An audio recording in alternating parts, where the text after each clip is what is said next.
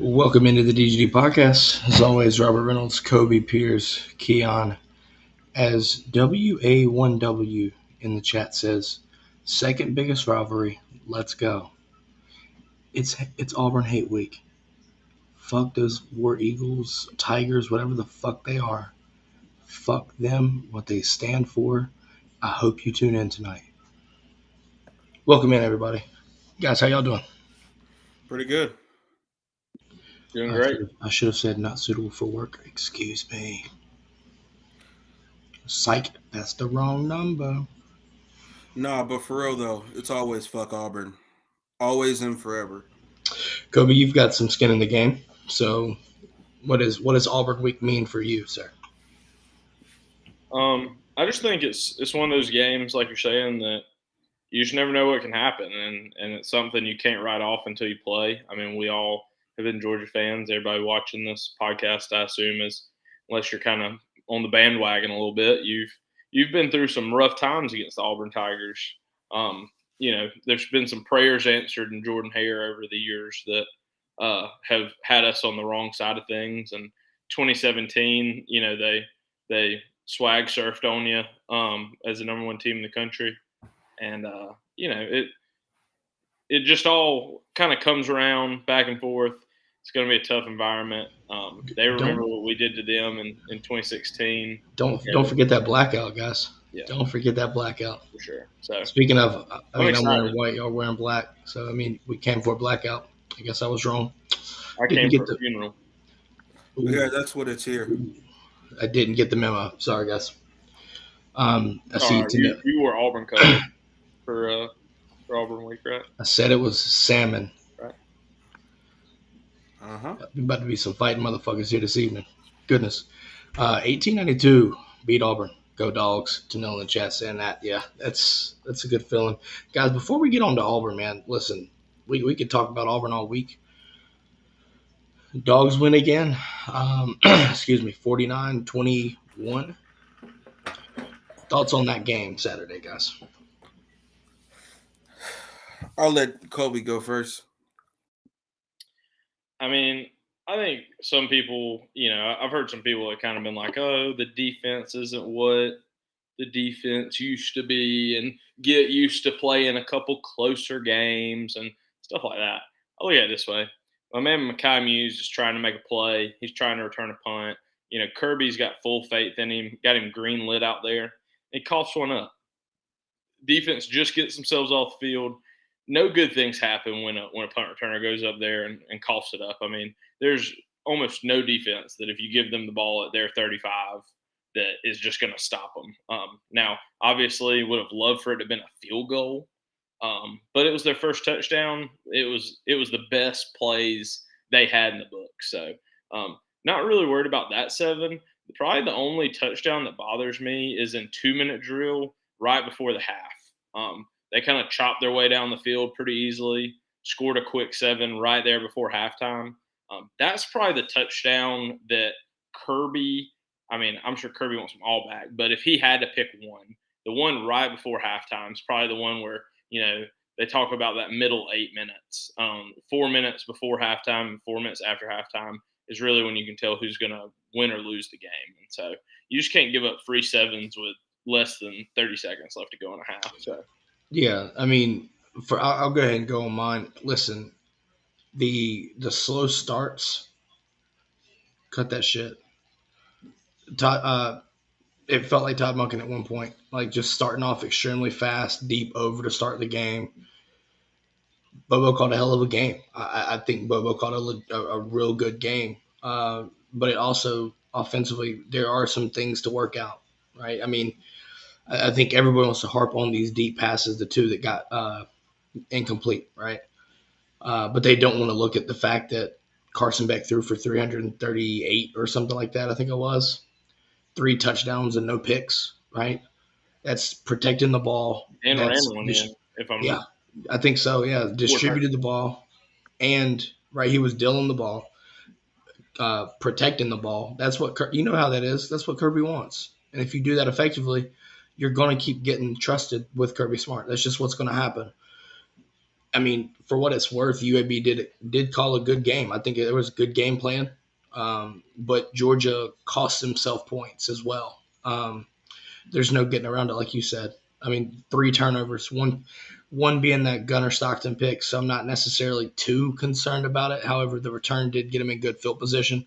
Ultimately, defense zeroed that out. But, when you look at the 2 special teams, right, we always look at special teams as being that third part of the game that nobody really thinks about until it bites you in the ass. And, I mean, we gave up points because of special teams. So it's something that Kirby can use, Coach Cochran can use as well going into Auburn, because you've got to tighten this stuff up, especially against in a rivalry matchup. So overall, I feel confident with what we're looking like going into the hard slate of the SEC part, right, where it's all conference now, except for Tech. But I digress. Keon, what do you say, sir? I mean, a couple of things that I noticed that kind of stuck out to me. Warren Brinson, good playmaking early in the game. Yet again with Muse, guy trying to make a play. I mean, he just housed some shit just the other day, or just last week, I believe. So it's not something that we have to really worry about when it comes to him. I don't feel like. I think it was just, guy got caught up in trying to make a play, and guess what? The defense, UAB, they were able to capitalize and make a play themselves. Marcus Rosemary Jackson, my guy, you balled today. Carson Beck balled out. I felt like when it came to our running game, I think our offensive line actually did pretty well compared to what we've seen previously as well. Brock Bowers is the greatest tight end in college football, of course. Just outside of that, Oscar Delp, you came out and showed out as well. So shout outs to you. Overall, I think we had a couple of hiccups on defense. Yet again, some missed tackles kind of helped set up UAB to make some plays there. Guys got to be more disciplined in their assignments. But I mean, there's things that I saw that kind of had me a little cautious. I should say, Arian Smith with the drop. I mean, yet again, when it's planted in your hands, you got to walk away with that. Because truthfully, if he grabs it, he's slowing down as he's stepping into the end zone at that point. Well, I think sorry, Keon, I see this comment here, and we're talking about, all right, the incompletions deep. I want to bring up this question, kind of pose a little quick debate here. It says, so WA1W says, on the first pass, Beck is still programmed for lad speed, could have caught the second one. I wouldn't say that specifically. I think that was a miss. Just a miss. That's just my thought. I mean, he's wide open. You have to connect on that at that point. Like you just have to. So I just think it's a straight miss, just for what it's worth. Now, I do also want to say shout outs to Dejon Edwards because you, sir, had a hell of a game. And shout outs to you for that because he turned my fantasy team all the way up, along with some of the other guys that we mentioned. Uh, Yet again, Dominic Levitt trying to make plays in space. I love it. But overall, I think it was a really good game. I think people are trying to overreact. And I don't understand why. I really don't. I mean, at this point, if you're not liking what we're doing when we're statistically better than where we were at this point last year when it came to passing the ball, I don't know what to tell you. I mean, we have more shots this year going downfield 30 yards plus, literally double than what we had this time last year. Last year we had 5, now we have 10. And that was coming into this game, I believe. But regardless, we're making strides, guys, and now we're going into the SEC slate. I'm excited for it. Well, I think a good point to note here as well is all right with that 49-21 victory. Coach Smart makes history in his first 100 games, most wins in SEC, if I'm not mistaken, 85-15. That's a nasty little clip there. Um, that just shows you, man, like this guy first time. And what makes it even more important is the fact that it's his first head coaching job. That's to me what makes this stick out more. Oh, Um, 100%. Kobe, I mean, you played under the guy, man. You've went through those years. You know, what are your thoughts on it? And I mean, what does it mean to you? I think it's even more amazing, like when you talk about him and obviously Nick Saban's right there. 84, basically unseated Nick Saban at 84-16 through his first 100 at Alabama, which is always a very interesting little like asterisk to me because like obviously Nick coached at LSU for a couple of years, so And Michigan State, and Michigan State for a couple of years, but Miami Dolphins. I think it's impressive. I mean, considering you lost 5 games my freshman year, and you basically have gone on to lose 10 more games the next 7 7 years. years. Fucking Roughly. insane. Think about that, folks. Think about that. Kobe just brought up an excellent point. Coach Kirby Smart's been here 8 years now, 8 years. and aside from Kobe's freshman year, the 2016 season, 10 losses in 7 years, and that's including bowl games and everything else. It's nuts. It's nuts. It's pretty amazing. Yeah. So obviously he's surrounded himself with some great coaches.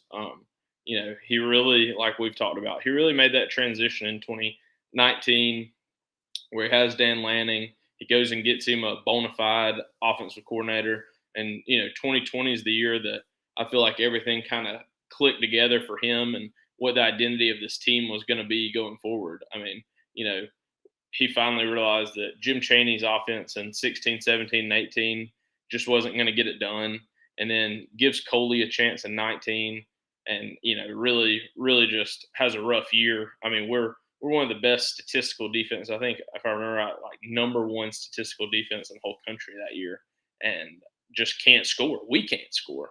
So, definitely did good in Monken. And now I think, especially if you watch this game, I may understand your reservations about Bobo the first 3 because it is hard to see that it is the players messing these plays up, not the coordinator messing these plays up. But this week, I think it was very obvious that he is calling a very good game, a very balanced game, very similar on or exact plays. Brock Bowers' touchdown, where they do the sprint out right, throw back left, we threw that exact same play in a playoff game. I think it was Michigan. Sounds right. Yeah. Yeah. So, it's just one of those plays that it's still in there. We still got it. We're still running it. That's where Kirby, in the week's going, hey, we're running the same playbook. We're running the same plays. That's the whole reason we loved the fact that we had Bobo here a year is because he learned Todd Monken's offense. He learned his verbiage. He learned everything. And then that way we gave Carson Beck, we didn't just throw away 3 years of learning under Monken to start a new thing year one. No, you're just adding on top of that with Bobo. So It makes it a smooth transition at that point for sure. I'm excited to see. I think eventually Bobo's going to continue to open it up, like we said. But the hard thing is if the defense comes to play, I just don't know that you have to open it up at Auburn. Well, you know what though? I think this is interesting here as well. Let's see. Jenna Smith says now 6 out of 6 in the red zone, so perfect offense. By the way, in the red zone, something that's I felt like plagued Georgia for a while, and now you're looking at a situation where this past game, you're perfect in the red zone, whether it be running the ball in or passing, right? And positive sign as we move into conference play, right? Offensive line, we were having questions about. You look at Mims going down, people, start to maybe think about hitting the panic button. Then you look at, the rotation going around where you've got, right, from left to right, you've got Ernest Green, you've got Fairchild, and then Cedric Van Pran, Tate Ratledge, and then Truss on the right tackle. And the offense seemed to have a good chemistry and gelled well. I'd like to see that continue. But aside from that, I think you have to take right and compare that to the 50% clip from South Carolina and look at that in a positive light too. That's a huge sign, especially like I said, moving into SEC play because you're going to have to score 7 points instead of 3.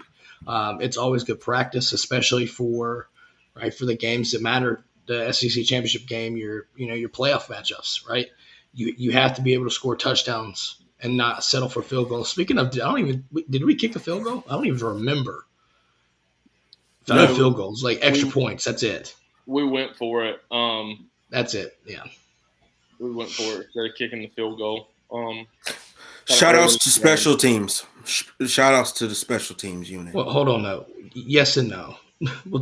We'll give our report cards later and we'll discuss. Not this week. Special teams. Not this week. You put 2 balls on the ground on special teams. I got some. I'm talking about our kicking team. I'm sorry. Well, that's part of special teams, sir. 7 extra points. Fantasy. Yeah. Let's see. Jeff. Oh, that's right. Jeff threw the over-under. He said he took the over for Beck's 333. Barely, but he got it. Yeah. Forgot about that. That was a good call. Let's see. Yeah, so this is interesting from a schematic standpoint. Genesis, she thinks Kirby taught to bite Bobo because we saw almost no run up the middle, line of scrimmage, screen. Better play calling this week. I think just the screenplays worked, honestly. I mean, we saw some, but if you look at it, I mean, yeah, I think you saw less. But then if you look at it, too, from this way, we still threw some shorter routes, too. The smash, right? The Rosemead Jack Saints situation, right? Coming in and making a guy miss and then, creating an explosive play, But it did look like we hit more intermediate, and I'm okay with that, too. I think that creates some explosive plays as well. I don't know account for explosive plays this week, but things looked a lot smoother, more like the Georgia offense that we're used to, I think, at that point. I mean, what would y'all say? I mean, quick on that. What do y'all think? I think it's a combination. I think, like you're saying, the plays just worked, and we kind of came out early and pushed the ball vertical. And we got the ball to Brock Bowers in a variety of ways, and I think that's a testament to him being healthier, and it kind of clicking like, hey, we got a guy here that could be the best player in the entire country. Why don't we try to get him the ball a couple times?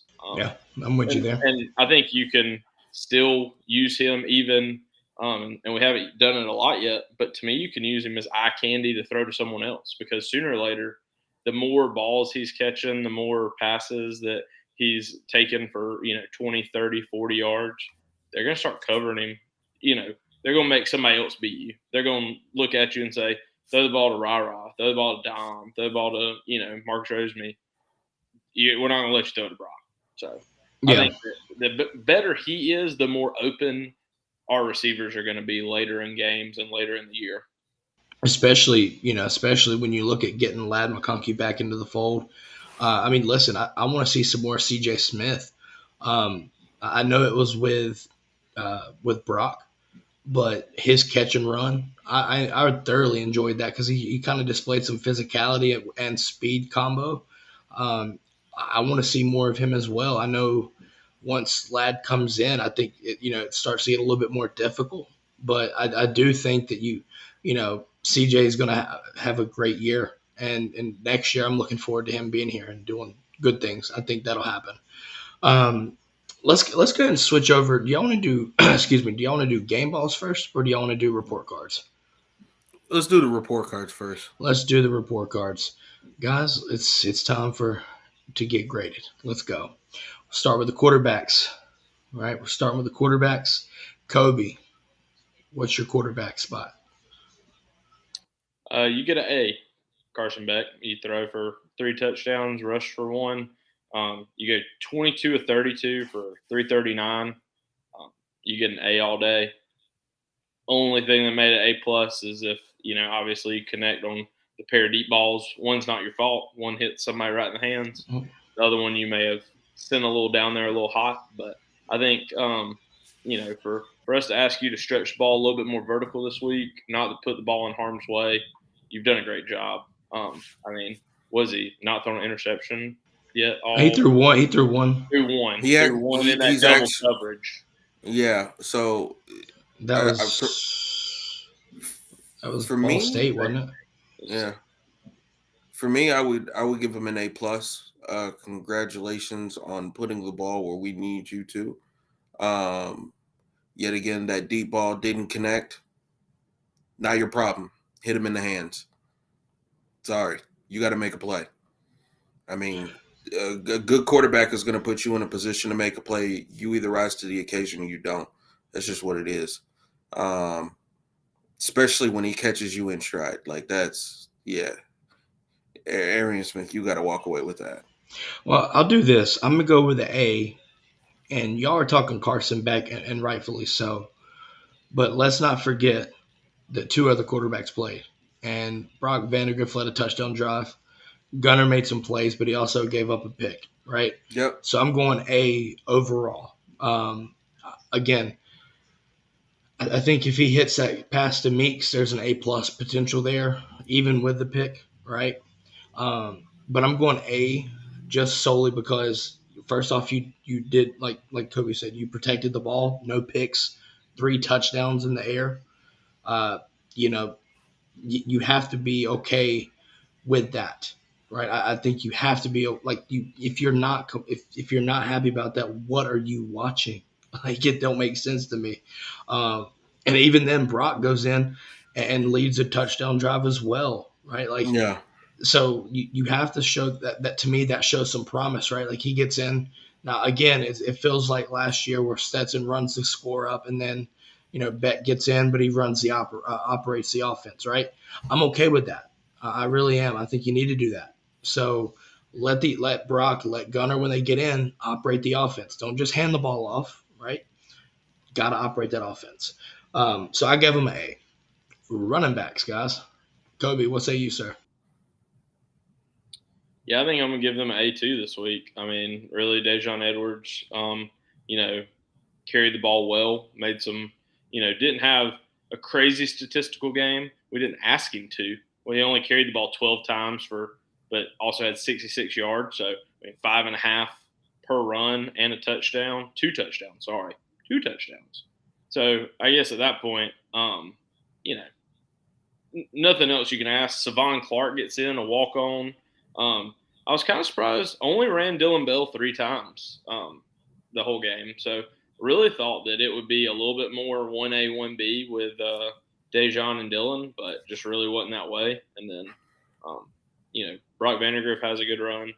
Obviously not a running back, but still 188 yards on the ground for the team. They got an A. They scored 4 times. Even Savon Clark got in and got a touchdown, man. Like, there you go. Keon, what do you say, sir? Yet again, I'll give him an A. Guys came out there and balled. Savon Clark getting in there and making some plays. Gotta love the walk-ons, man. Gotta love the walk-ons. But yeah, no, I'll give him a solid A. I think it was a really good go by our running back room. Yeah, I as well also thought we were going to see more Dylan Bell this game, but I guess that's going to be more part of the plan. Hopefully next week. Maybe I'm gonna go A as well, and the reason being, right? I think just the volume, for what it's worth. I think had we ran the ball more, there's a potential we see A plus, but at the same time, there's nothing to knock that solid A for me. I mean, the distribution, right? You got Dejan looking like the guy that we need back there. While guys recover and get better off injuries and stuff. Dylan Bell. I think Dylan Bell's got the flash and the speed, right, to be that kind of game changing. I wouldn't say game changing; it might be too strong, but he that definitely a change of pace for what it's worth. And honestly, I would like to see him just get used as a true running back, maybe less of even a receiving threat for what it's worth. Just slight opinion there, but again, Cash Jones and Savon Clark getting some run good as well too. There's no reason or way I can complain about that, so I'm giving it a solid A. Receivers, Kobe, what say you on the receivers? Yeah, this is tough because receiving yards, we had a good game, but also almost half of those came from Brock Bowers. But I'm with Keon. I'm riding my man Marcus Rosemary Jackson. Just had an unbelievable game, a real, kind of almost coming out game to remind everyone how good of a receiver he really is on this team. Has 3 catches for 94 yards with a long of a 50-yard catch. I mean, that's just crazy. Dominic Lovett, 3 catches, 59 yards. Dom's still having a little bit of trouble with some balls here and there, catching them consistently. I'd really like to see him get that cleaned up this week or going into SEC play. I mean, he's the kind of player, he's a difference maker. If we throw you the ball 6-7 times and it hits you in the hands, I need you to come down with the ball more times than not, probably 6 out of those 7 pretty easily. Yeah. And like you're saying, C.J. Smith had a nice catch. Anthony Evans gets in, has a nice catch. Ra still a little quiet, only had 2 catches. I'll be interested to see the more he starts getting used, maybe even in the intermediate passing or in the red zone. I've been kind of surprised. That used to be the hot topic, the Javon Wims, the Lawrence Cagers, the tall, long receivers in the red zone. We threw a jump ball every time we were in the red zone to one of those guys. So be interested to see if he gets some of those looks coming up. I would say the receivers, though, for the most part, they get an A in my book. I mean, they played well. They caught the ball well. They blocked well. Obviously, you can be nitpicky and say that, Arian Smith drops the deep ball. But, I mean, receivers are going to have drops. We saw it with Stetson, so it's nothing to get all worked up too much about. So, I mean, I would much rather him catch that ball. I would take that drop 10 out of 10 times this week if he'll catch a deep one this week. Facts. Yeah. That's how I look at it. Oh no, I'm not gonna lie. I think if that situation unfolds, if you rewatch it, it's probably gonna be a situation where the defender doesn't touch him at all. Yeah. If any Auburn players or any coaches are listening, the only way to get him to not go flying past you is to put hands on him. But even then, you sacrifice a lot. Yeah, you sacrifice a lot. Yeah, I'm gonna give our wide receivers an A as well. Yet again, a phenomenal game. Just like Kobe said, I would take that drop 10 times out of 10 if that means you go crazy next week. But honestly, overall, it's a really great game. Yet again, to see Anthony Evans out there, hopefully we get to throw him in more packages. Marcus, yet again, Marcus, you really showed out, man, because there's a lot of people, even within our fan base, that was really trying to doubt. But I'm glad you came out there and you balled out the way that you did. Bully in space, I didn't. I was not familiar with that level of your bag, sir. I will be honest, but a bully in space, man. Definitely shout outs to Marcus. Shout outs to our old wide receiving core that showed up and balled out. Yeah, I'm giving it A as well. I mean, I think you connect with one of those two deep balls, and it's an A plus, regardless of the fact. Kobe, I'm gonna go third man here and agree with you on that same situation. Give it to me next week, right? Right. Um, it's just listen. I think that's what's going to happen. I think you need to do that. And let's be honest, and this is not slandering anybody we have on the team, because we don't do that here. We just really talk and give our opinions, but we're not singling anybody out. I think we can all agree that the man that dropped that ball is not one of your best, probably 6 receivers on your He's team. I would say he's definitely not the best go route in my opinion. I'm just saying in general, if you had to rank him But 1 through 6, I'm not yeah, sure he's on I, that pre- list. I prefer Meeks for 50-50 balls, if anything. Honestly, I feel like he's good in competitive situations where right he can go up and throw it and get it to him and come Just down with it. That's just me. That's not a knock. I just think that he's better in right possession receiver. You're going to see him go up for 50-50 balls. I think that's where he thrives at the most, and blocking. So that's just my take on him. I think I, it's very interesting how some wide receivers are exactly like that. Like if you throw it to them in a situation where it's like wide open, it may be more of a difficult circumstance for them to catch. But if you just throw the ball to them in between three DBs, they come down with the ball. So I mean, hey man, I'll take those odds any given time. That is I don't know if y'all had this game growing up, but jackpot where you throw a football and you say 5,000 in the air. Fuck it, he's down there somewhere. Heave that shit. But yeah. I do think those are more of his situations. So we're gonna jump to probably the hottest topic right now in the brigade, and that's the tight end situation. Kobe, I'll let you start on this, but I don't know if you've seen the comments, boy. There's a lot of them. Yeah, I've seen a lot of talking about Delp, talking about he's not blocking well.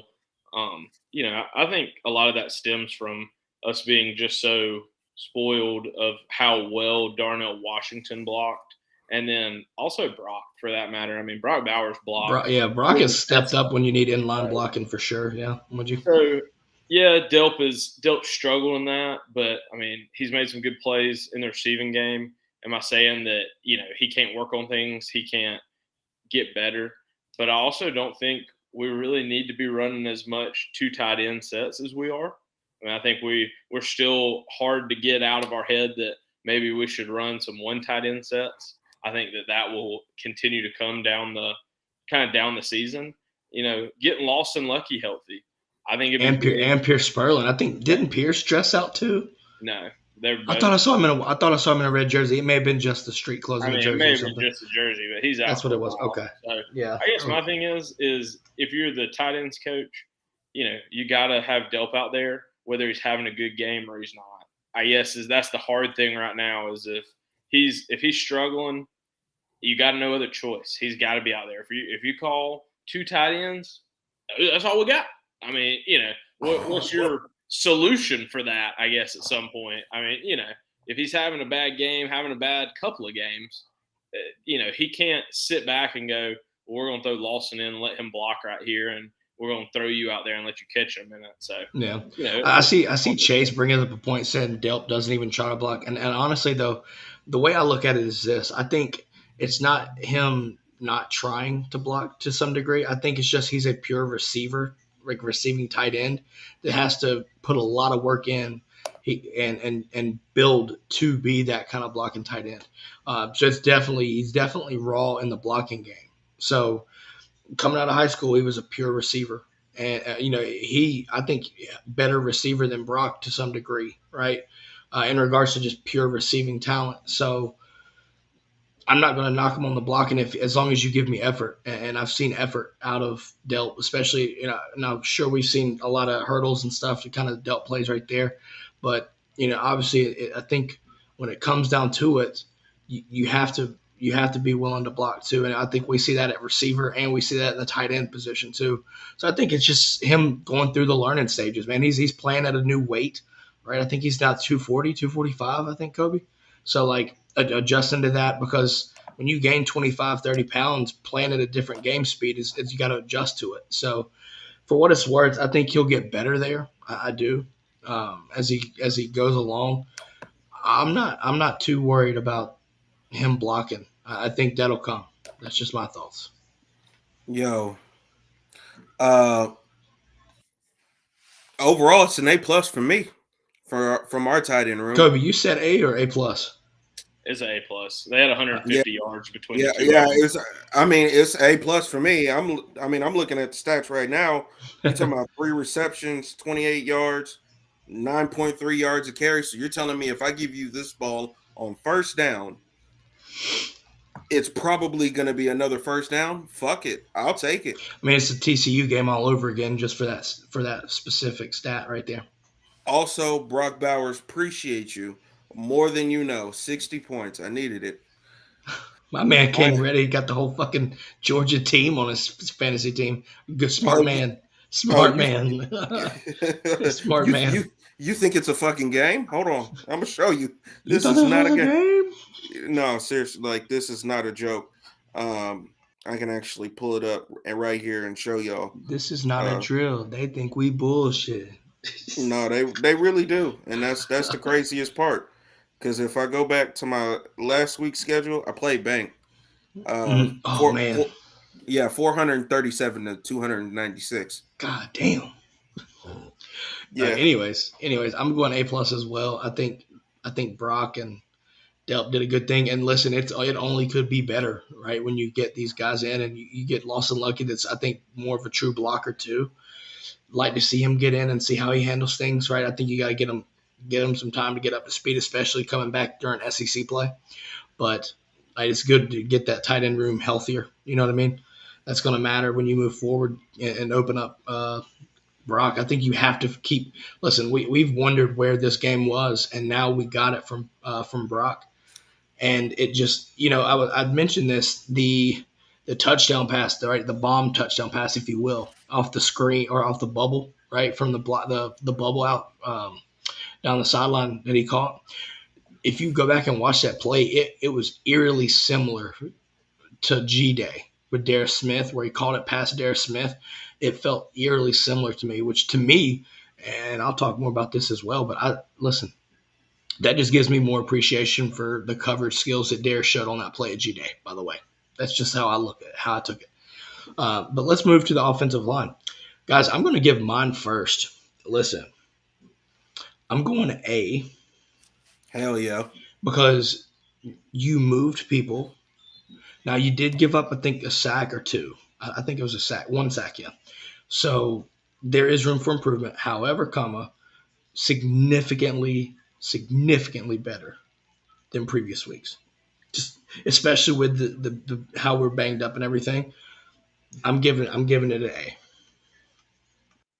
Yeah, I guess obviously haven't looked at like true official grades, but just being there, just watching the game, just watching how we played.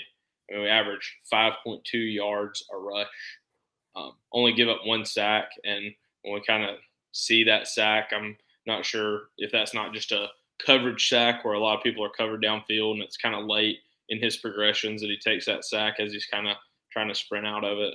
I thought they looked good. I thought Truss looked great at right tackle, which I I think agree. I agree. I which we're agree. I all think Yeah. I super think there was happy one. with. I think there was like one play where he kind of stood out in a bad way, but outside of that, it was pretty smooth game, Yeah, quiet game. like you're saying. I think it's just amazing to see how moving somebody around can increase comfort level, whatever it is at guard that's been giving him fits. I think he's kind of shaken off out there at tackle, and then Dylan Fairchild looked good at guard. Dude, Dylan Fairchild looks extremely fucking good at left guard. Yeah, Extremely Yeah. good. I think the O line gets an A. Ran the ball at will, basically. Protected the quarterback. I mean, one sack. I'm not losing my lid over that at all. So I think that was the play that Truss got beat, but it was kind of a longer progression play too. So I mean, it's not necessarily the biggest ding in the world. It wasn't a pure blow by, right?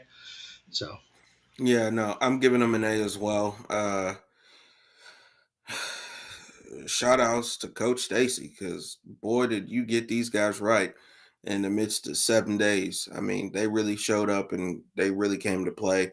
Uh, it's amazing what that switch can really do for your guys and how much that can really help impact your entire offense. So Yeah. yet again, shout outs to all of them. Big Trust. Shout outs to Big Trust. Uh, but yet again, him, Fairchild, just like y'all were saying, phenomenal. One sack. I'm not tripping over that. Carson could have just fell in the pocket. Fucking happens. I mean, let's be honest.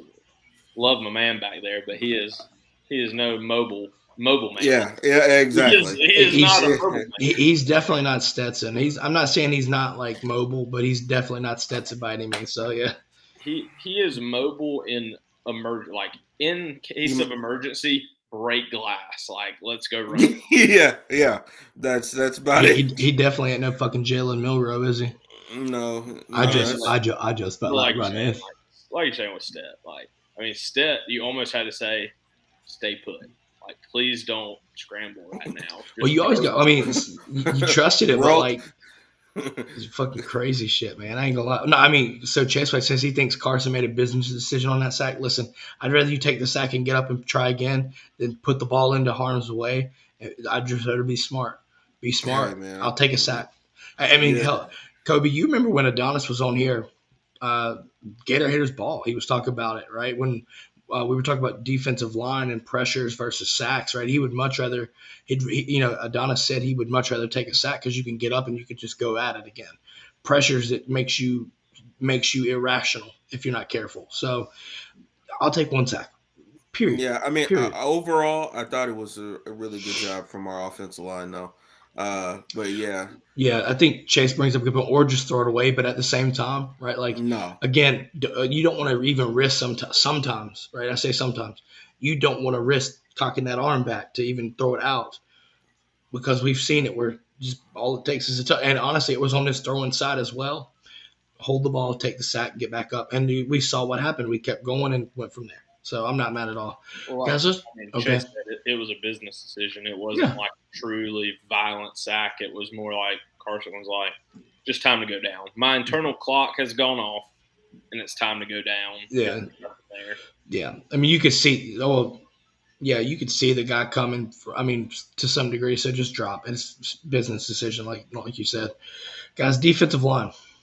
Kobe, I'm going to let you go first. What do you think, sir?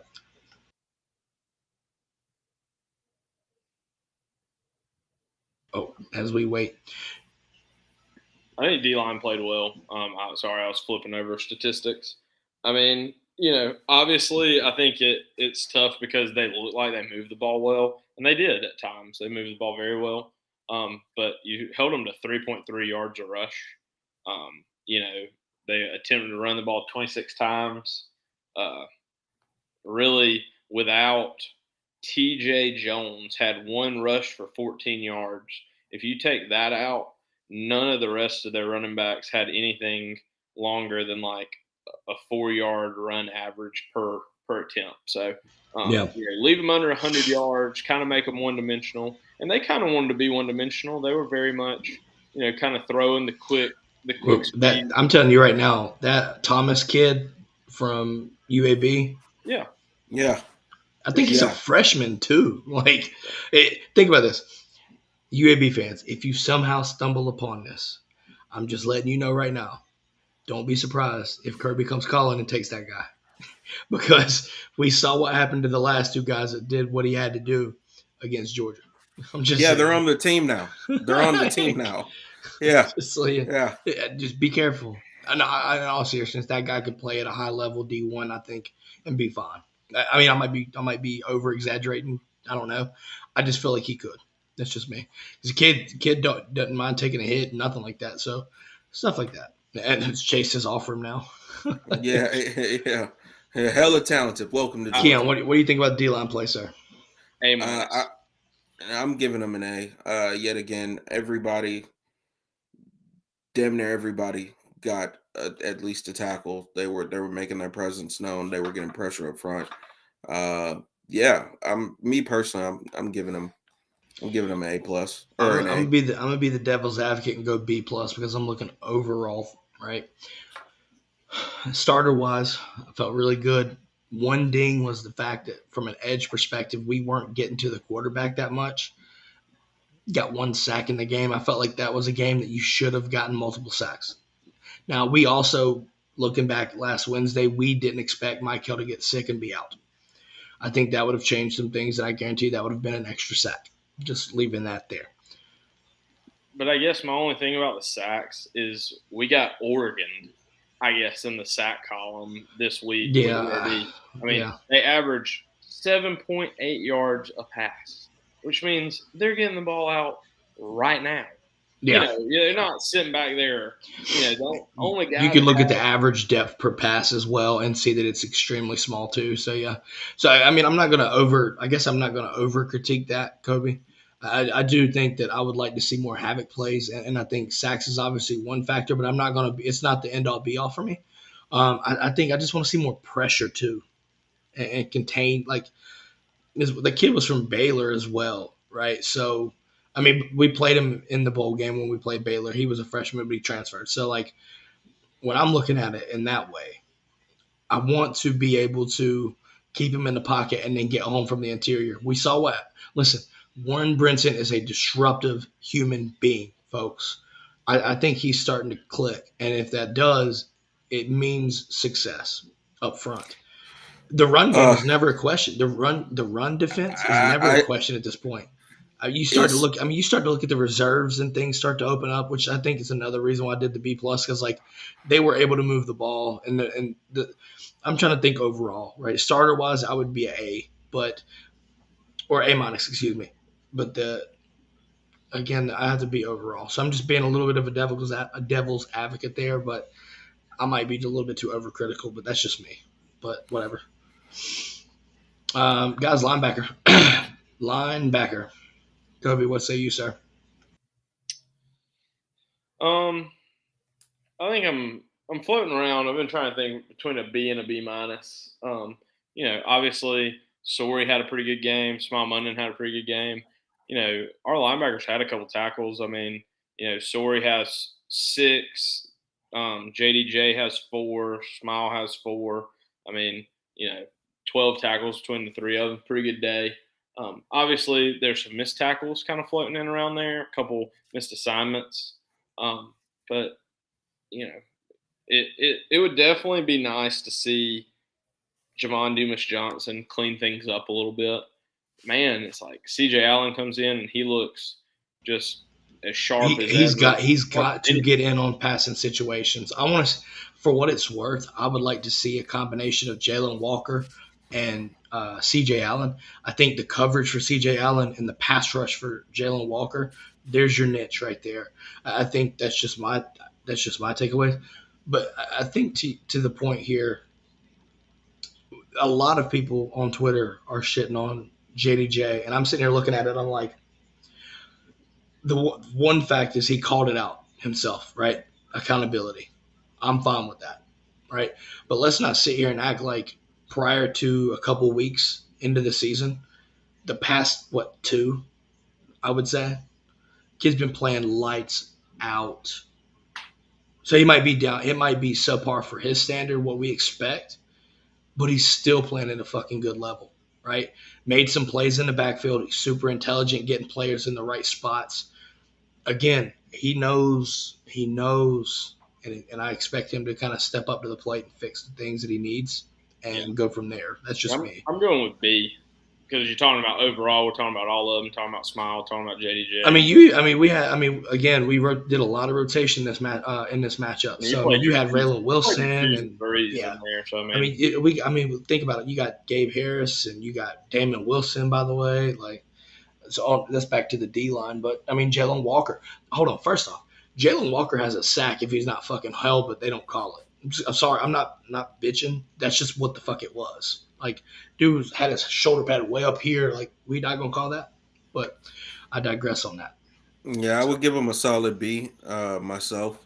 I thought it was real good. That Jalen Walker shit pissed me off. I'm not gonna lie. That shit pissed me off. I'm like, what? He's damn near all the way past him. See, that was the thing that really got me. Yeah, I was like, and then he tried to turn. It was just like, whoop. Oh, so let me turn myself. So he really just tried to dress it up. Like he tried to turn himself like he had inside leverage. No, you did. He was already around you. But overall, I'll give it a solid B.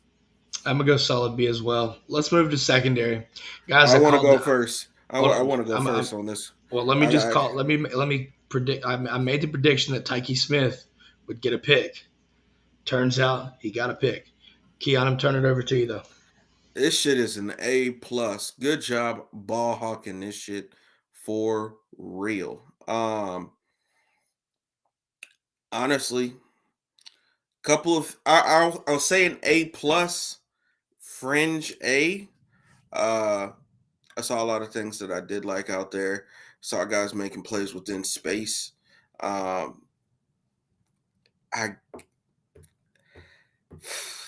we gotta have Tyke be more a part of our defensive scheme. Like we really shouldn't take this guy off the field, like under any circumstances.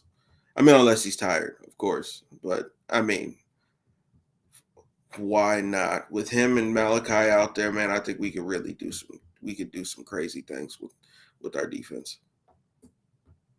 I mean, Kobe, what say you, sir? Yeah, I'd definitely say they had a. I mean, anytime you limit somebody to less than 10 yards per catch per reception, I think you're having a pretty good day. Had a couple pass defenses. I would say an A is a fair thing. I mean, obviously, you'd have liked to have maybe limited the amount that they moved the ball on a couple of the deep plays. They had a couple, deep throws that connected. But I mean, overall, like you're saying, you played a lot of guys back there. It ain't like it was the ones all 60 minutes. I mean, you played Julian Humphrey and Dalen Everett kind of back and forth at the other cornerback spot. You got Dan Jackson out there. You have Nyland Green out there. Daniel David Savassier out there. Ja'Cory Thomas is out there. I mean, those are just some names. Aguero made a nice. Aguero has 4 tackles. I mean, Jonah Aguero's the 4th best safety right now on your depth chart, and he had 4 tackles. Yeah. I'm going to go A as well. I'm going to go A with you, too. I think, yes, there's room to grow from, but like you said, from a starter position, A+. I felt like, I mean, yes, you gave up that 1 touchdown, but keep in mind, we had defense got put at a disadvantage, right?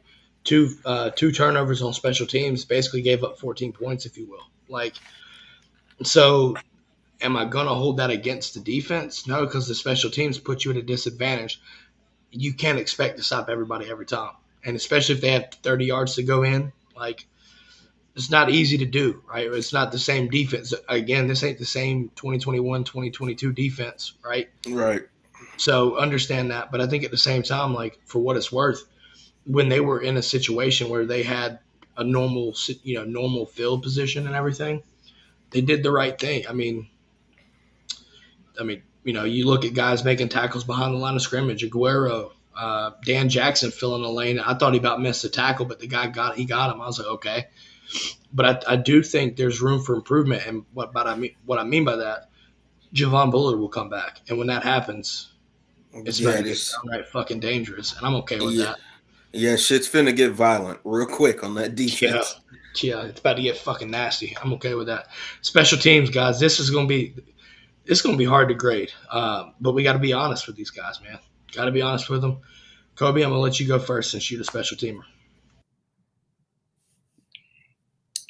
I'm not going to be just atrocious with them. I think because UAB scored the touchdown off the fumble, I think that's kind of going to be more my thing. So otherwise, like you're saying, the kicker, he goes 7 for 7. Brett Thorson, 2 punts, 47-yard average. And that's just crazy. That's the kind of thing that long snapper snapped perfectly all night. Both. Mackay Macau has a little bit quieter of a day in the punt game. 4 returns for 43 yards. Obviously, the fumble. And then in the kick return, he has 2 returns. They were pretty good, though. I mean, 2 returns for 45 yards. And then even Dylan Bell's is a return for 30 yards. You just got to hold on to the ball. I mean, him and Mackay know they have to. Kirby is going to sit him down, have a long chat. And for Mackay especially, you're going to have a long sit down with Curb, and he's going to tell you it's all fun, and I'm glad you took that punt back to the house, but I will have you fair catch every ball from now on if I worry that you're a liability to make our defense and our team give up points. And that's just I mean, I feel like he's earned the punt return and stuff over Ladd, right? Just keep Ladd off the field for that and just let him be a receiver. But don't put it past Kirby to put fucking Ladd back there when he's on the field if he feels uncomfortable too. Well, Kirby's not gonna sacrifice that shit, to be honest. I mean, it's just not what he's about.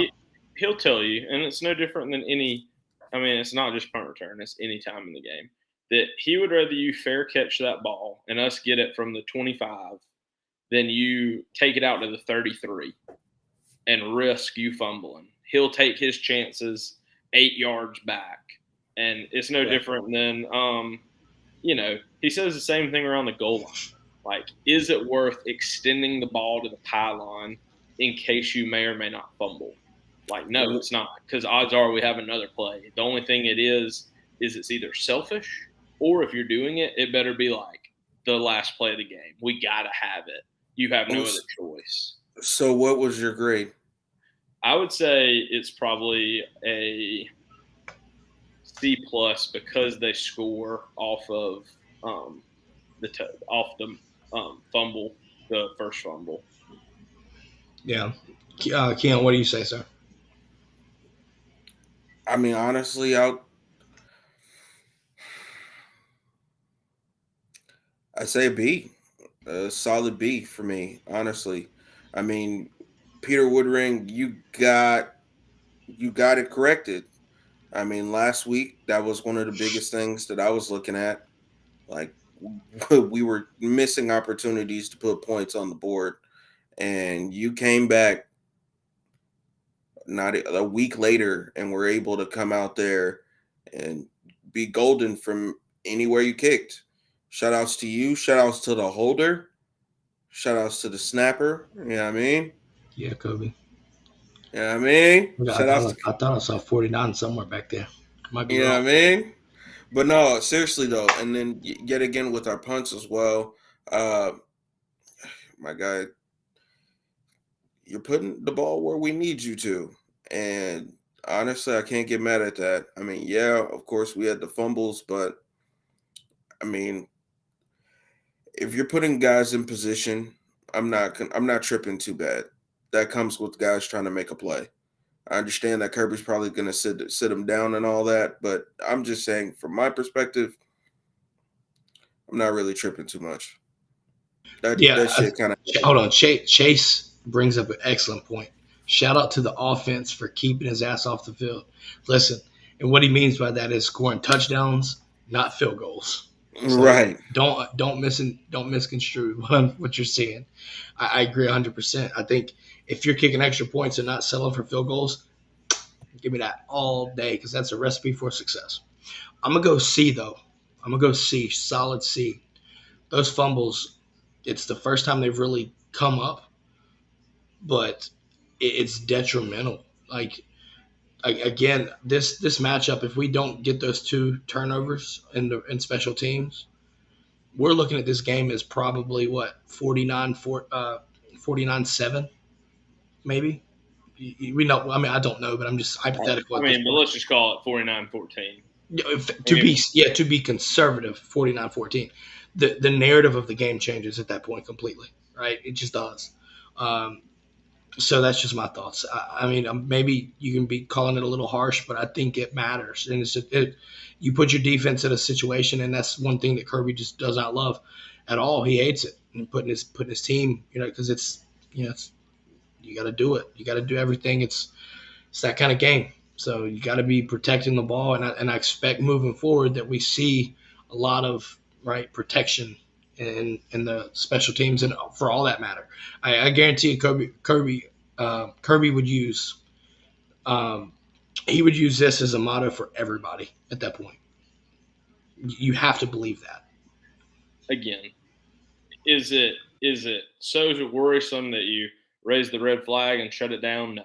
Is it a great teaching lesson for him and Dylan Bell that if we're going to green light y'all for bringing these out, and we want to because you're both really good players, it's just a teaching lesson. With Jenna saying, "What if we need a field goal to win the game?" I don't know if we need a new kicker per se. I mean, obviously, you look and see how that turns out for Clemson this week. They lose even with the kicker that they think. Boy. So I just think the freshman just still needs time. I would have loved to have seen Kirby giving him at least one chance. A field goal kicker, mental head case, they all are a little bit. They need that confidence kind of flowing and to get kind of the shake the monkey off your back and make a field goal kind of thing would just feel good for him for sure. So, like you're saying, Jenna, definitely don't want to be his next field goal attempt, one that you got to have. Yeah, let's do this, guys. Let's jump to game balls. One offense, one defense, because we've got to get to your team is trash. We just have to. So let's do that. Kobe, I'm going to let you go first. Game ball for offense, game ball for defense. Who are you giving yours to? Yep. Just for the fact that I know y'all are going to want a couple of these, I'll go different. I'm going Truss game ball for the offense. I think that he has been more than a huge question mark for the past 3 weeks at guard. I think a lot of people have called for him to be replaced at guard, not to start for the offensive line, and he really stepped up in a big way at right tackle this week, replacing Amarius Mims. I thought he had a great game. If you say the one sack we gave up may or may not have been on him, even at that point, so be it. I think Truss definitely stepped up when the team needed him because I think you kind of start looking around going, who would have been your next choice at right tackle? And then, am I giving both right now or just offense? Go for it. Yeah, go for it. We'll go both. That's fine. Defense, kind of tough. I think we'll go Kamari Laster just had a really solid game. I think the cornerback battle on the other side is more evident because Kamari Laster is so good on his side of the field.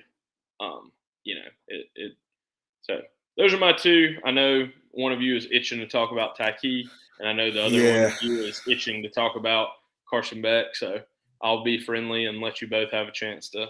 All right. Thank you. All right. For offense, mine would definitely be Carson Beck. I think he had a really good game. Yet again, those deep balls, just wish that they would have been able to connect. But, I mean, yet again, overall, I like the way how he's been playing so far leading up into true SEC play, especially since we're going to be on the road. I'm looking forward to how his game is going to continue to blossom and to develop.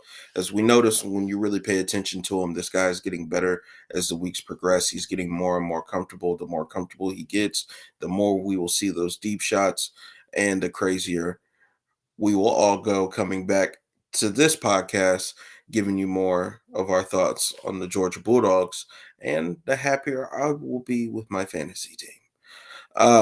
Defense, I definitely would go Tyke. I think he's really taking the steps, bro. And yeah, I know. I'm sorry, I had to do it to you, but I'm good. I've got mine ready anyway. We're good.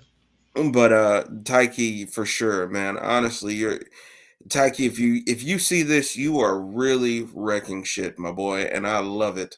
Okay, great way to see this. You're him. Yeah, that's that shit right there. Yeah, I mean. Let them know. Guys, I think I got to do the most obvious one. Excuse me. Offense. Brock Bowers. We've been waiting for that. We have. 2 tutties. Hold on. First off, 2 touchdowns is one thing. But my man threw that dude the fuck out of bounds, and it was a beautiful thing to see because that's vintage Bowers, and I love it. I absolutely love it. Head warm my heart. Have yourself a fucking game. Just watching him play, especially I think his freshman year, like obviously we all knew he was going to be very, very special. He had a huge year, scored all those touchdowns. But to see him maintain that level throughout his career and continue to progress to be even better than that year, I think has just been unbelievable. Like you're saying, 100%. It's like he's getting better every year. It's wild. I ain't mad about it. And for my defense, obviously y'all called him, but I'm going different. I'm going Warren Brinson. Warren Brinson got a sack and showed the disruption that we need to see from the interior defensive line. Give me that. Give me that. Give me that. Guys, those are your game balls. Those are report cards. You name it. Guys, before we jump to this, I want to do this one thing real fast. So after the game, Georgia loses a commit in Carr. We got to switch to this. Got to switch to it. Initial thoughts on that. Listen, I think that's a huge loss for the receiver room, but I think Kirby and B-Mac is going to get some stuff worked out. I think we'll be okay, but it's not. But you can't sugarcoat it. That's a big loss. What are y'all's thoughts? We will not pay elite wide receivers at the University of Georgia until proven that we have to do otherwise. Right. And I stand by that at some point. I understand that there is concern because I do like Carr. I do really wish he was coming to the University of Georgia. But someone is going to sign a very big check with his name on it to come play receiver, more than likely at the University of Miami or at the University of Colorado or even at possibly Florida State. And we're just not ready to do that. I mean, there are guys, Dominic Lovett is on this team because Missouri signed Luther Burden a check with X amount of money on it and said, this is what you're worth. And Dom Lovett looked at the coaching staff and said, I haven't seen a check like that. Am I not worth that to this program? And there's animosity inside locker rooms at that point. I mean, you can only be so happy for your teammate if, he's unproven, I guess. And I guess with the portal, Carr's days aren't over. I mean, there are plenty of guys that end up back here second or third year. Wish him nothing but the best. Rumor on the street is he may not be the last wide receiver that goes missing. So stay tuned for that, I guess. Don't be too shocked if you hear about somebody else. By the way, if you want more info, patreon.com/Bones Brigade. I just posted. You'll know. Give you a heads up. What might be cooking, by the way. Can't really say, but you'll see. You shall see. What you got? Want to start? Nothing. You want to start out your team is trash, and I close this out. Oh, we're doing it. Hold on. Oh, we got to do this first. We got to do our sponsors, guys. To show. First off, feed sponsors. Yep. First off, guys, if you don't know, Apotheos, check them out. Right. Opened up a new location. Excuse me, my voice is losing it. Opened up a new location. Windward Parkway in Alpharetta in the Walmart. So now you can get Apotheos coffee in Walmart, and they're planning on doing more. I think they've got 5 other locations, one being in Athens for sure. They are coming to your city like College Game Day, but it's just legit coffee. Best coffee I've ever had. Simple as that. Give them a follow on Instagram, Twitter, X, however you want to call it. Give them a shout, follow. Listen, go into Walmart. Do me a favor. If you're in Alpharetta, go to the Walmart there and take a picture of the place and tell them we sent you, and we'll put it up somewhere. And just let them know that, hey, you make some good fucking coffee. Simple as that. Also, Alumni Hall, folks. You got to get geared up with Alumni Hall. Check them out. To view either one of these sponsors, guys, dgdpodcast.com, look for sponsors tab. It's a drop down, and you can click either one and go do what you got to do. Simple as that. Follow them on Twitter, Instagram, at Alumni Hall UGA. Scan the QR code if you're watching this. Thanks to both for sponsoring the show. Well, guys, we got business to get to. You want to do the ISO again? Go Hold on, ahead, hold my on. guy. It's ISO ready, but who's doing first? Who's You. going first? I'm going first. Oh, Yeah. maybe somebody text in the chat who y'all want. So Yeah, I'll go last. I'll go with who's left. Kobe. Okay, so Kobe wants to go last. So we need comments to see who goes first because there's some options. Keon, Or who I'll do you go think? first. Do it. Go ahead. The Iowa Hawkeyes. Your team is so trash that you have it in your offensive coordinator's, deal this year that he has to have a certain average amount of points each game. He was teetering right on that line. Then you go into Penn State at night, the whiteout, and you throw up the goose egg, a big fat zero for this new and improved Iowa offense. Iowa, I'm just not sure that you're ever going to be a good team under the head coach you got with the OC. Even with Cade McNamara, Iowa, you are just still absolute trash, and you have to deal with that. He's spitting facts, folks. That is pretty rough. I'll leave it there. Keon, I don't see anyone saying yes or no to who goes first. Go ahead, my guy. I'll close this out. I go first, guys. Mm. I got you. Hey, Auburn. Auburn. Hey, look at me. Your team is absolute fucking dog shit. You got exposed by A&M, and your ass is about to get handed to you by them dogs this week. What a better way to start off Auburn Hate Week than letting you know your quarterback play is fucking garbage. It's pure garbage. I hope you understand. You how are you going to move the ball? I want you to know. How are you going to move the ball? The Lord can't save you, and Hugh Freeze don't even know what the fuck he's talking about in his goddamn press conference. It's beautiful, folks. And with that being said, Auburn, hey, your team is trash, and you have to deal with that. You just do. You just do. I ain't gonna lie, the middle finger there threw me off a little bit. I wasn't prepared for that. All right. Let's talk That's about keeping it lightly. That's keeping it lightly. Let's quick side street, Keon, and I'll let you I know you're gonna go hard. Keep it for those at home that aren't aware. Auburn has played the past 5 Power 5 opponents in a row and failed to pass for 100 yards at the quarterback position. That is pretty poor. Did it just prove my point even more? Yeah, you bring in. You get what you deserve. You bring in Peyton Thorne out of the portal, and he has been less than ideal. Would be a way to put it softly. So Auburn, enjoy the fact that Hughes paying big money for some recruits because he doesn't even know the history of the Deep South's oldest rivalry, and he also today had no clue that Kirby Smart played in the national championship his second year ever as a head coach. He thought it took him 4 or 5 years. So, dummy. Keon. All right, Keon, light him up, brother.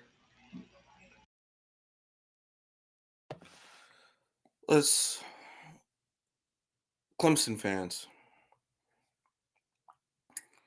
we're going to just look at some things, right?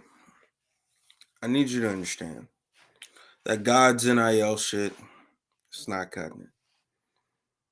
For those of y'all who may have known me, prior to this, I went viral on Twitter for saying that Sammy Brown was a Georgia lock, and I was wrong. And then we got Justin Williams. Just like the same Clemson fans who told me that they were going to win their conference this year. And you know what? They didn't like the fact of what Georgia is doing, how we're moving. But we watched y'all get beat by a basketball powerhouse in Duke. and then you lose to Florida State in overtime. Dabo Swinney, your team is trash, and you have to fucking deal with that.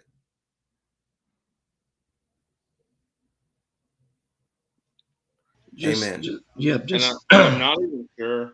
I'm not sure if I've looked yet for the lines this week, but I think it's ESPN's FPI predictor predicts them they're like 65% chance to lose this week at Syracuse.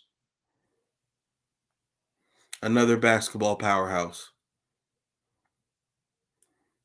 A 2-3 start would be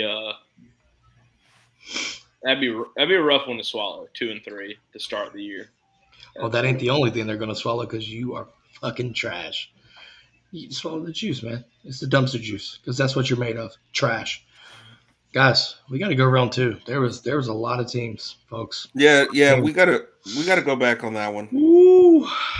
Yeah, no. Bring it back. Who wants to go first on this round? Let's do it like this. I got Kobe a went couple. first last time. Hold on. Okay. There's a good one, but I'll let you go first, Keon. I feel like you got one coming.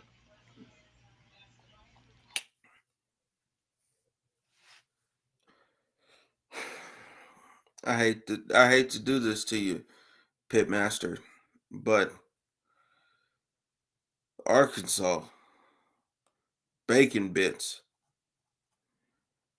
Shit, bratwurst. Y'all are trash, and you have to deal with that.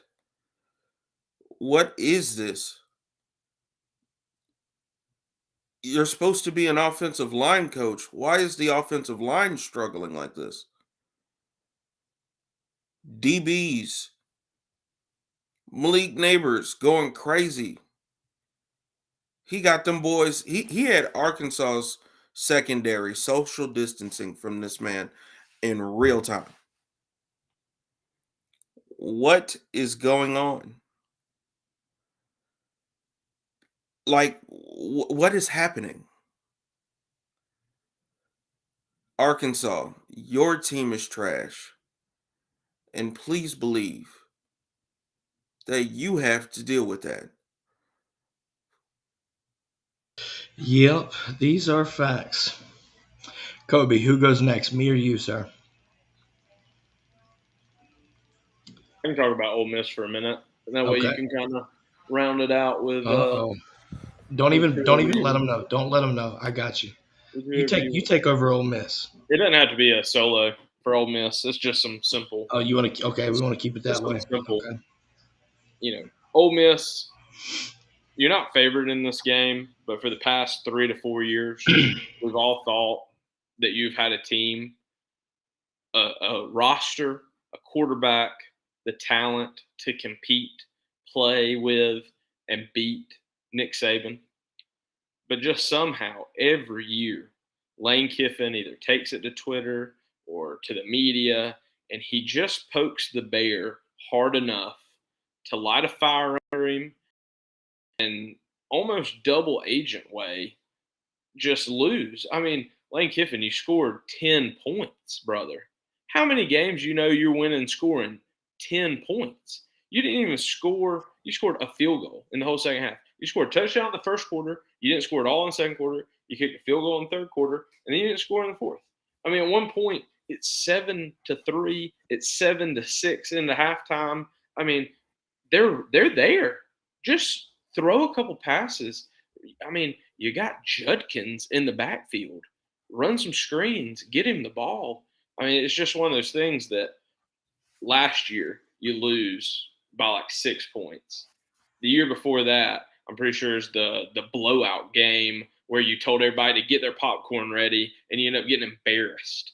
The COVID year is the only year you've played him, in my opinion, fairly close. It's the year you scored like 50 on him, but he still beat you by 12. And then this year, you roll in a very vulnerable Alabama, and it's 24-10. I mean, I just guess it was a race to 24, Lane. You have to know that.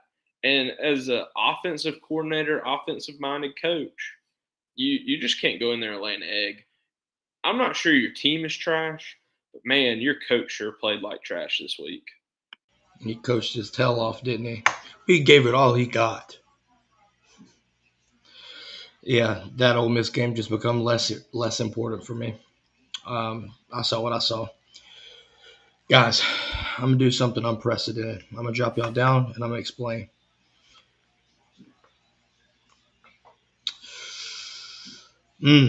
Folks, about to go back to back like it's 96, 97. Whoa. Notre Dame, bring that ass here. Y'all played a damn good game. It's a good game. Had you played with 11 players the last two plays, shit could have been different. But you chose to play 11, or not 11 players, right? Football is played with 10 players up apparently in South Bend for the last couple plays when it matters most. And the one player that was missing was right where Ohio State ran it at.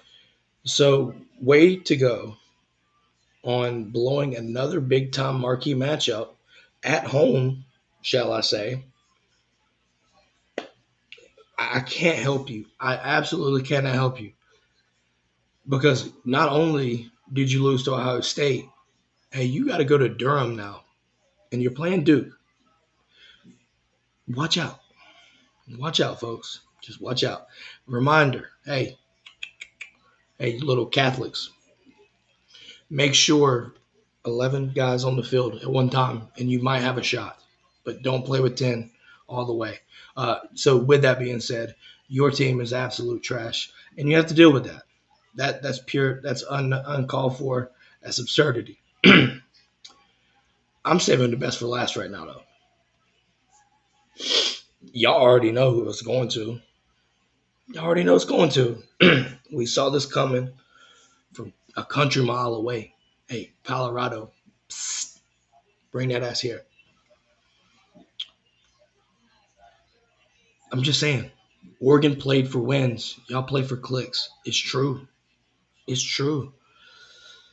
It's true. I'm just going to leave that there. Listen, you can't expect to win every game when you have statistics and ranks as where you are. Every offensive and defensive category, rushing yards per game, right? Pass offense, hey, give you that. Shedeur Sanders, hey, I'll give you credit for that. But the problem is everything around him ranked is garbage, folks. The talent gap between Oregon and Colorado, you should have seen this coming. But thank the media for your downfall in week 4. Because you got overhyped like you were a fucking playoff team when you know you shouldn't have been. Listen, your team is trash. Doesn't mean that your season's over. I'm not going to say that. You've won 3 games, right? Coach Promise took 3 wins from a 1-win program last year. Listen, that's an excellent turnaround. I'm going to give you credit for that. But there is so much more way to go, folks. And all the media did was just set your downfall to be even more sweet when it happened. But at the end of the day, hey, I understand you want to play for your team, but don't make it about yourself, coach. Don't make it about yourself. It's a team game. It's not a coaching game.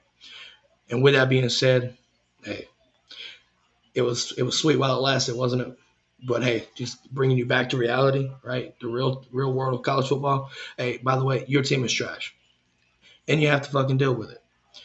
Good luck at USC, or good luck in Boulder when you bring in Caleb Williams next week. You might do a little bit better than fucking 7 points. Simple as that. No, they're definitely going to score more than 7 points. That game could be close. Yeah, like that's going to be a close one. I still see USC winning. If that happens, that just proves that USC is a fucking fraud too. No, I've been saying that USC is fraudulent. Show of hands on who thinks USC is a legitimate contender. Give me Washington. Washington or Oregon. All right. I got even Washington. Utah showed me a lot this week beating UCLA. Yeah. Yeah, they Hey, did. Keon, you know about that, don't you? Which we're gonna bring that up Wednesday, by the way. We're gonna bring that up. It's not a good week for me. Not a good week for me. Notre Dame's 10 players. I mean, just gut wrench. Not my fucking problem. Wait a second. Did Oregon State win? It was a 3-point. No, wait. Oregon State lost by 3. Jesus. Yeah. Literally walk-off touchdown, basically. Well, 1 second left, I guess. I was that close to having a little sneaky great week. Wait, did UCF win? I don't know. I have to look. I don't know. Did I pick UCF to win? No, I think I did because y'all made me try to switch mine. Nah, UCF lost then. Yeah, I think so. Guys, any final thoughts on this takeaway? Damn. Oh, yeah, no, it was a rough week. Jesus Christ. Any final? Let's put the UAB game to bed, and then we channel our hate for Auburn for the rest of the week. Good night, Smoke Lizard. That's what a dragon is, right? Basically. Just Kobe, you got any final words there? Yeah, on to the Tigers, War Eagle, Plainsman people. Who are you? Yeah, you just can't make it up. Like you can't make this shit up. I'm excited to talk about it Wednesday. I mean, obviously we touched on it a little bit today, but Wednesday will be fun. Maybe a little bit of a deep dive. So yeah, I need defense to be on maximum violence. All right, I need everybody to show up and with old forces, with old black forces. With dirty laces, like I need violence. He gonna have red clay mud on them fucking black forces, ain't he? This is all I got to tell you. This is all I got to tell you. I just need nothing but violence. This is all I got to tell you. Kirby Smart is 0-1 against Hugh Freeze in his career. That's all the motivation. Oh yeah, that's all the motivation he needs. And that's all. That shit was rough too. Goddamn DK and AJ. Yeah, couldn't stop him that day. Yeah, that's going to be rough. But at the same time, guys, Dog's still on top. Another night game. So we're going to be talking about this Kentucky matchup in a couple weeks. Another night game, 7 o'clock. Come on, Devin Leary. Beat them boys. Beat them Gators. I mean, we're going to talk about this Wednesday, but yes, the Gators lose, Auburn loses. It's a good fucking day. It's a good day. Keon. Well, first off, before we do that, I'm going to let Keon wrap us up. But, hey, make sure to like, subscribe, follow. And if you're listening on the podcast, make sure to leave a review. 5 stars. I mean, listen, Georgia loads up on 5 stars. Why can't we? Just going to leave that there. Shh.